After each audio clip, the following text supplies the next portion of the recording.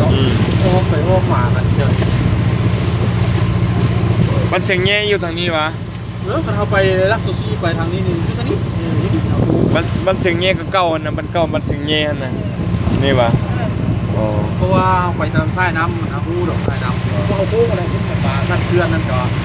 แต่ว่าโม่ว่าไกลเจ๊ขี้เหลือประมาณชั่วโมงกว่าชั่วโมงเหลือน้อยมีรถอ้อมมาไปมาเป็นคู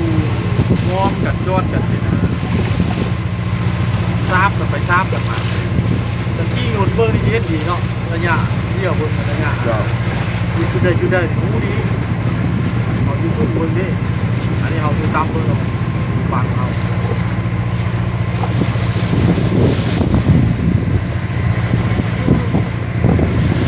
มันได้โดดนักเครื่องเนาะนักเครื่องคนตัวนั้นแหละผมดำคนนั่นแหละเจ้าอย่ารู้นักเครื่องเด้อ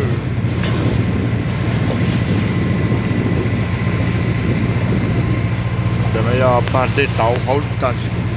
ตรงกลางเลยตอนนี้นะเวลาตอนนี้เขาอยู่ตรงกลางเลยเนาะเดี๋ยวนี้นะแต่ฉันเป็นยอดแค่เขาลุกเปล่าปาติเตาเลยชาติไหนอยากคงดอกแค่สามเนี่ยก็ตรงเชี่ยเลยอ่ะแต่เราแต่จนเลยคงดอกแค่สามอ่ะชาโปติไหนอยากที่เดนสวัสดิ์นะนี่แหละลูกคาสโนนะชาเป็นอะไร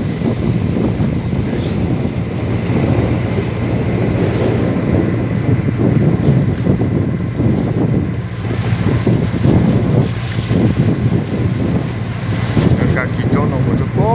นจากกี่โจนกันกี่โจนเราหมดเลย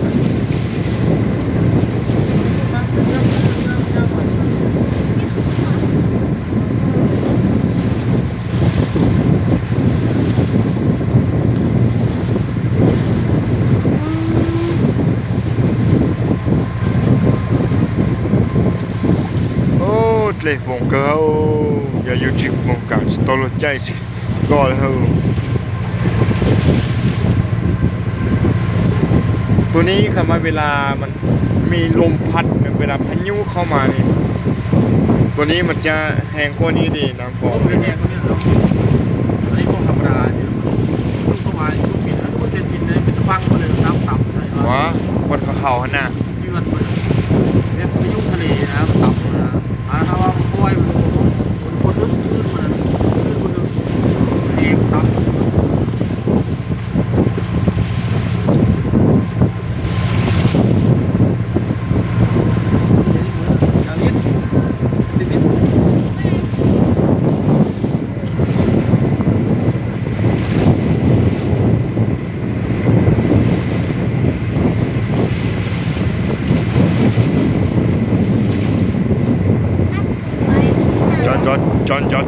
จอดอนแต่นะมียี่เจียงมั่วคนเชี่ยเนี่ยของแต่นะเดี๋ยวเสียมาโอ้ชอบปวดหัวจงโอ้เดี๋ยวรู้ล้อเดี๋ยวรู้สึก